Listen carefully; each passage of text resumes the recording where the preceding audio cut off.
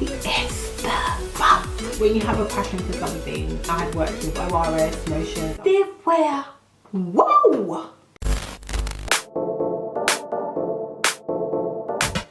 Hey guys, my name is Andree. If you haven't been here before, welcome. Hi. Nice for you to join me. My video today is more of like a questions and answers. I sort of did like a format of questions that I've been asked in like magazine interviews or like Instagram lives or Clubhouse or just general things that I normally talk about. I did a video like this many years ago, but it's so many things have happened in between that time. I now have a business. I'm not at the point in my career that I was then, so I thought I'd update and just talk about the realness of having a business, my journey, etc, etc. It's gonna be a long video, so grab something. Grab something because I have a few bits to say. I'm gonna try and keep the answers, but we'll see how I go, you know. So I started hairdressing in 2008, and how did I go about it? So I just graduated from uni.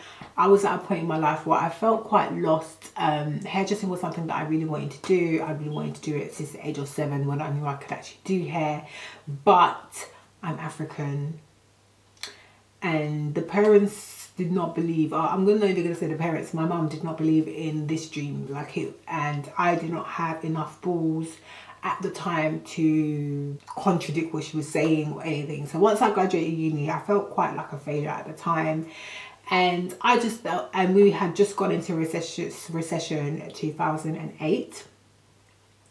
So I was just like, let me just see what this hairdressing business is about. Like, let me see what I can do, let me see where it can go, let me at least test out to see if I like it. Right, let's start there. Let me just start at the very basic. Let me go and volunteer somewhere and let me see if I like it. At the time, I used to go to a hairdresser's in Catford, and my hairdresser was Sharon. Shout out to Sharon. So yeah, Sharon used to be my hairdresser, and I used to talk about this want and need to be a hairdresser to her all the time, and she said to me, you know, when you are ready to take the plunge, you always say this, let me know, you can come and volunteer here. Sharon had told me who had taught her and who she'd worked with, and I was like, okay, I want to work with the person that taught you because you're great, but I also want, you know, that person too. So I said to her, I'm going to go and try and find this person and then we'll see how it goes. So I went and found, there was a hairdresser that I really wanted to do my hair at the time called Cynthia. And I basically went to get my hair done. And whilst I was at the salon, I realised that she was working with a lady called Sandra, and she was just like, oh yeah, I kind of clicked that that was the person that had worked with Sharon. So it was like a calculations, this is where I'm supposed to be, this is fate. So anyway, once I went to her, I was like, do you think she would mind me volunteering here? Like, do you think it will be a yes? Do you think it will be a no? What do you think? And she was just like, just ask, because at that point she just opened up her salon, and it was like a new popping place to be. So literally I went there in October, and I think that's when they opened. It was like, I think it was meant to be. Like, till this day I think that's where I was supposed to be. Like, instincts led me to that point. So anyway, I spoke to Sandra and she said, yes, you can come in once a week and just let us know how you feel about it. And that's what I did. The why did I start is very easy. It was a hunger inside me. I wanted to do it. I don't know. I just think when you have a passion for something, even if that passion is not your main thing, there needs to be a way that you feed into that passion. Like knowing what I know now, I know for definite there was no way I could have lived a life. I probably would have been doing hair on the side if I was working in an office somewhere or whatever. I definitely would have been doing hair on the side to keep myself sane. So I'm lucky enough to do this full time. I can't say it's an easy journey, but the why was basically like, I didn't really feel anything about anything else. Nothing else triggered me, spiced me up, nothing apart from watching films and having conversations about them. So if I wasn't going to do this, I'll be some sort of film critic, because that's what I like to do. That's the other thing that I like to do. I like to talk about shows, I like to review, I like to have discussions. If it weren't hairdressing, I'll be at the cinema screens, or I'll be eating somewhere, food critic. But even then, I don't think I'm articulate enough to be a food critic. I got views on films though. But yeah, moving on from that, I basically spoke to something. I got an offer for a job. It was a starting point from what I'd studied at uni. I'd gone for the interview thinking, oh, okay, well, let me see. And then I got the job, and I remember I came home, my mum was so happy. She was like, oh, you know, you're going to be on the journey. It was low paying because obviously I was at admin level, but it was good enough for, like, you know, my starting point.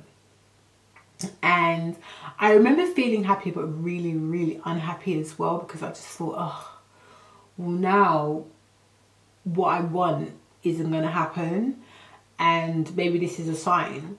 And then at that time I was now working one day voluntarily and then one day paid at the salon. So I was working Saturdays and I think Fridays. So once I had like everything, I really tried to negotiate with my new job. I was like, oh, could I work 4 days? Like, what can we do? Because I've already got a part-time position, blah, blah, blah, blah, blah. And they obviously wouldn't budge. And then I said, I'm gonna have to let this go. Like, I wanna plunge into hairdressing. Now, you know, my mum had a fit. And from then on, I remember it's all a bit of a blur, but I do remember that there were loads of visits, phone calls, and disappointment talks, and just basically it was kind of I would call it an emotional roller coaster at the time. But I was so adamant. I don't even remember thinking, oh, have I made a mistake? I was like, my life, I've done everything I'm supposed to do as a daughter. I went to uni, you got your degree. Like, I've been an obedient child. Not because I like to be, like, I'm quite an easygoing person, but don't let that fool you into thinking that I don't have dreams of my own. I don't want to live vicariously through. I don't want anyone to live vicariously through me. I want to live for me. So now I'm going to do what I need to do. I don't care if I need to start at the bottom. I don't care if Ivorians don't do this. I don't care if you don't like it. You live your life.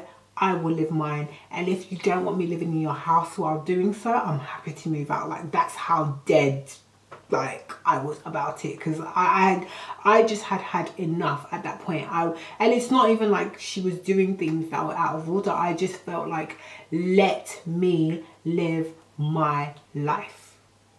Just let me be. That's all I want to do. I just want to see if this thing goes through. Give me 2 years. Even at 2 years, I still would have been, what, 24? So I was like, I wouldn't even have hit my mid-20s, like, so much. I still would be available and able to start again. Like, don't tell me that this time in my life is not for exploring myself. I don't want to hear that. So yes, that's what I did. And I don't know if I've ever told this story.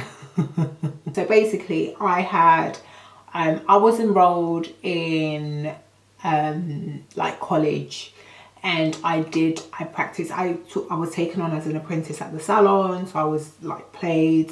I still worked, like, I think it was 4 days or something, so I went kind of full time, and I immersed myself into the whole beauty industry and stuff.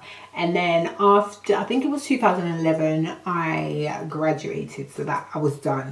And I'd been working at the salon as a junior, which is basically an assistant for those that are not in England, in the UK. So I was an assistant, and then I think in the salon that I worked at, there was like a hierarchy of like juniors. So you were juniors, then you had the head junior who would help you like manage the rest of the juniors. So when you're the head junior, you start telling the other juniors how to manage their time and stuff like that. So I think I waited quite a while to be a junior, because in the salon, we were all, I would call us like old juniors, because juniors are normally like college, 16, 17, 18, 19. Those were like juniors. But our gang, we were like, Rodney was 30 plus. He was like 32 at the time. I was 24, like 22, going on 24. And then there was another lady there called Rihanna, and she was like also, maybe she was the only one that was about 18 at the time, but there were 4 of us. And you know, like, and there was another guy called Nathaniel as well, so we were all in there. And obviously there were people that were there before me, and I was like the bottom rank with 2 other juniors. And then by the time I graduated, by the time I finished, we were all kind of at the same level, and it was just about us practicing what we knew. So there were a lot of model nights and stuff like that.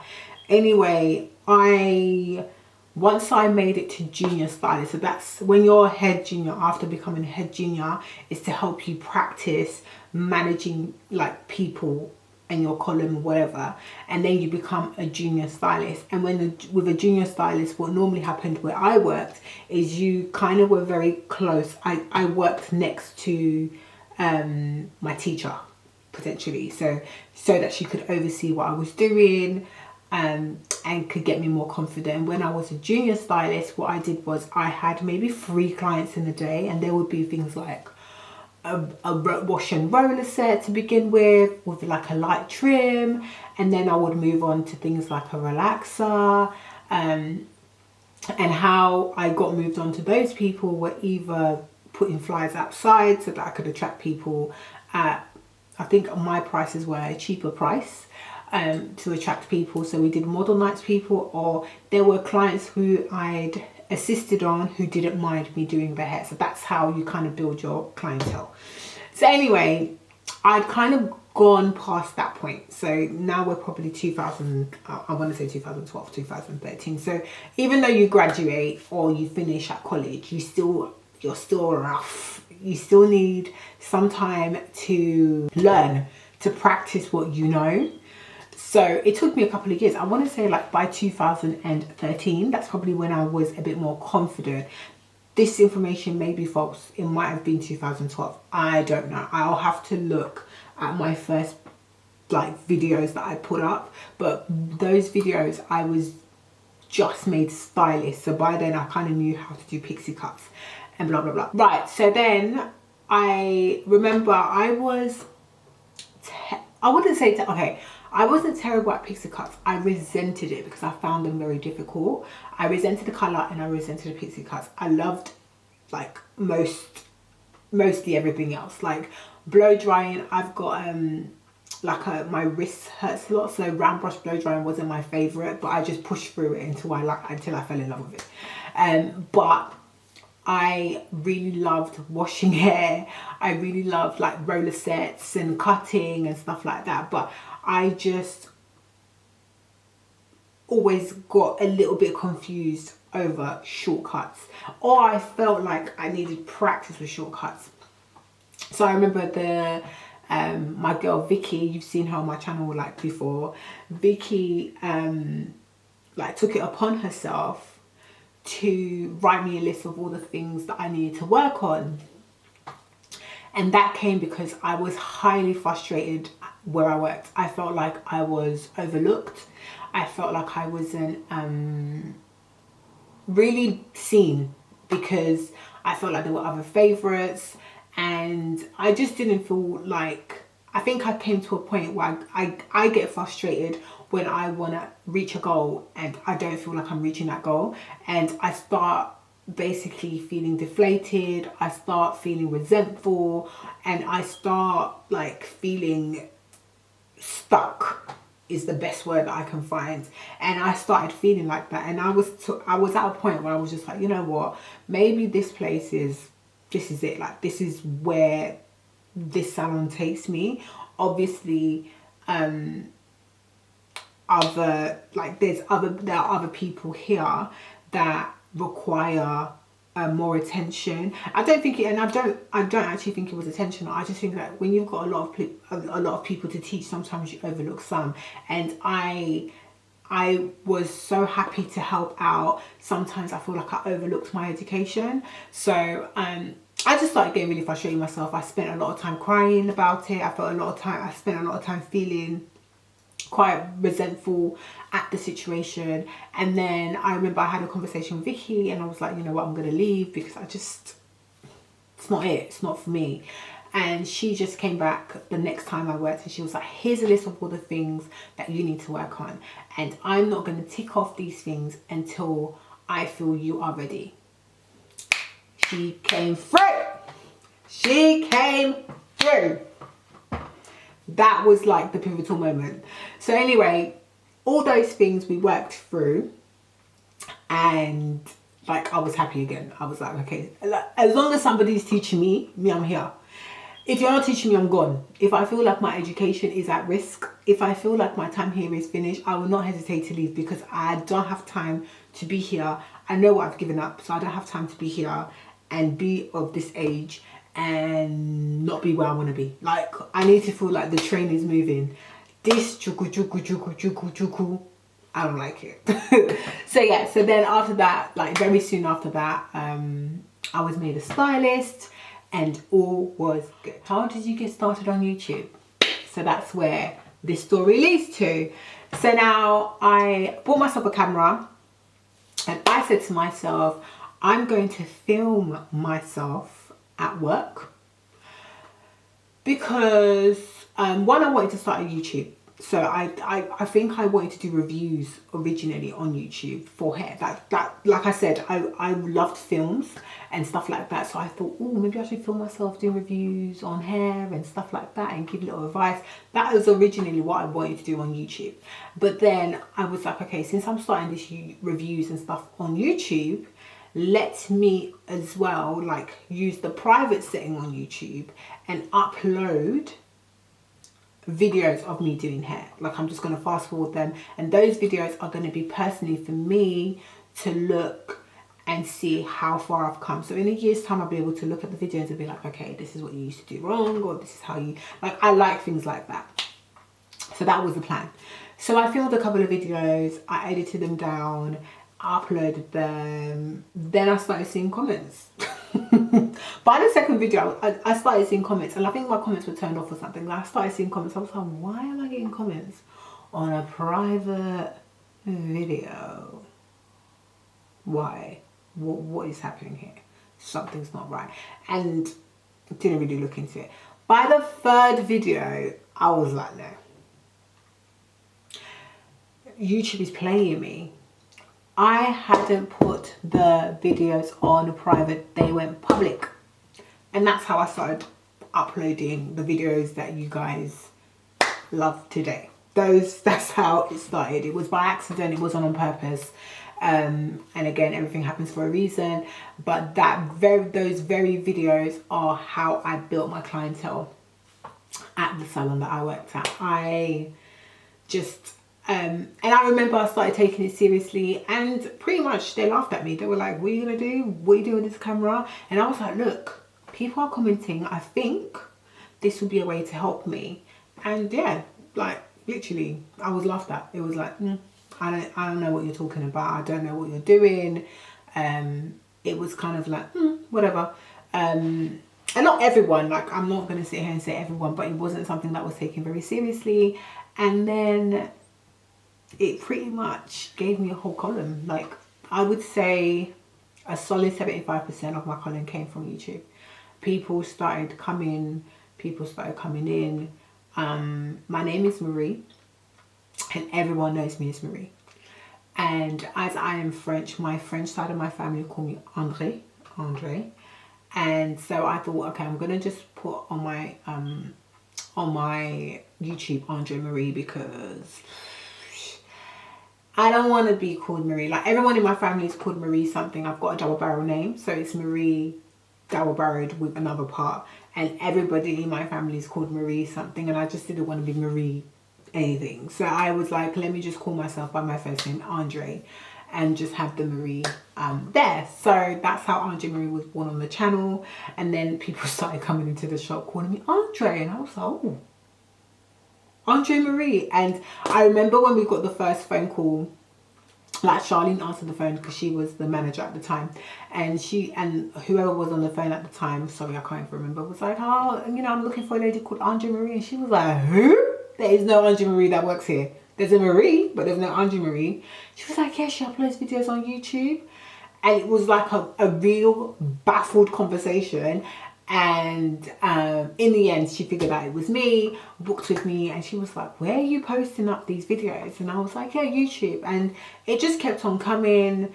I got loads of little opportunities from there, and I just felt like this part is why I was taken seriously. I honestly do, because it was just the hustle of putting myself out there so I can get clients. And obviously at that time there were very few people doing it, and now it's everywhere. But it was that's how I started. So to cut a long story a little bit shorter, I worked in that salon for 8 years. I had promised myself that I wouldn't hop around. I don't like hopping. I'm a tourist, so I like stability, things, the train to keep chewing. I resist change, but I like change. But at the same time, I'm like, So anyway, yeah, so I basically was there for 8 years. By the time I'd left, I was a senior stylist. I had worked, by then I had worked with ORS, Motions. I was an ambassador for a year for Motions. I worked with ORS.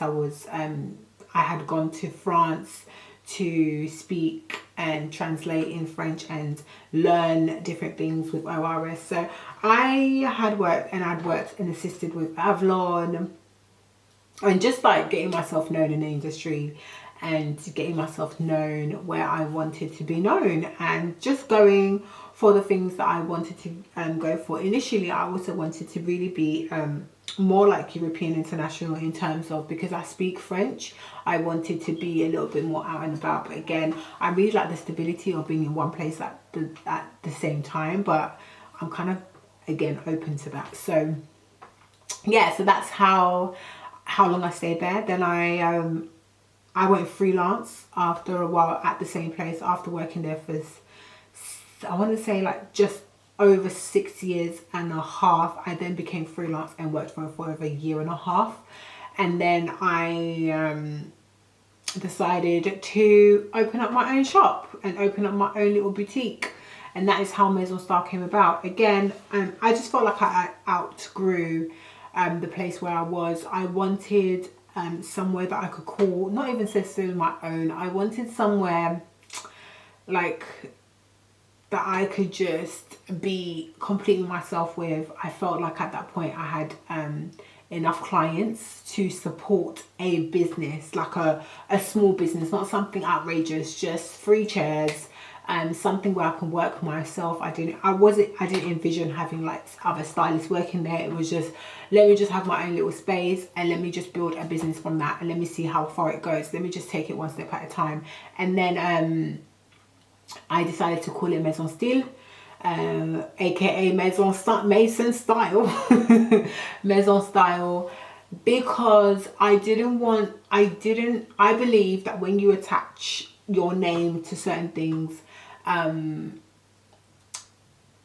don't always think that it works for the business to grow within our community. I believe that by naming it something that you're passionate about, or like naming it something everyone feels like they can be a part of it a little bit easier. It's just a bit better for the brain to like function and understand. I feel like it's nice that it's called MAISON Style because anyone can be in there. It's not Andree Marie Studio. It's not, you know, it's not AM. It doesn't stand for anything.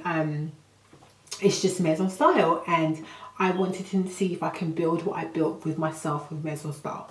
So it was another challenge for myself, and so far so good. Very difficult, very, very, very difficult. I would change a few things, I'm not gonna lie. I would change a few things, but it's not something that I regret immensely or anything. It's a very up and down situation, even though the business is stable and going up. But for me, it's a very up and down thing, and emotional roller coaster. I'm proud of where I've come to.